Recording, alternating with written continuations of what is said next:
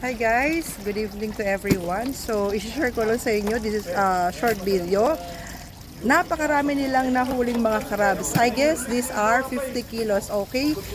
Here's my boss from technical department, okay? So, Uy, paano yung nakuha tong, ilang kilo ba tong mga crabs na to? madali lang. Mga 2 oras lang. Puno na yung ano namin. Yung Saan nyo kinuha to? Saang dagat? doon sa Ruwais. Ruwais. Ruwais pala yung tawag nun. Paano niya kinuha to? Ano lang ba? May lambat ba kayong ginamit? Or Wala, kinamay lang. by hand? Kinamay lang to. Kahit Oh my God. hindi naman nangagat yung crabs dito. So guys, kung makikita ninyo, they're still alive. My goodness. You're still alive? Yeah. So dito libre lang yung mga crabs, guys.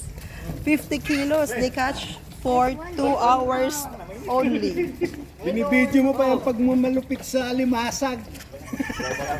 Pero nakarilos ba? Hoy, pwede ba mag-shoutout kami, Mare?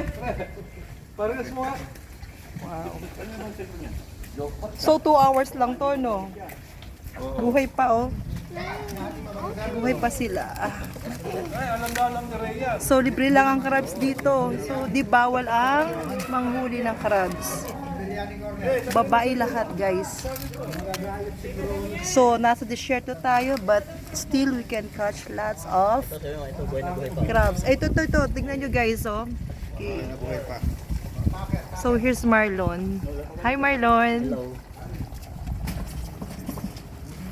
Wow, nakaka-amaze. Grabe. For 1 kilo, if you're going to fish market, this is 25 kilos.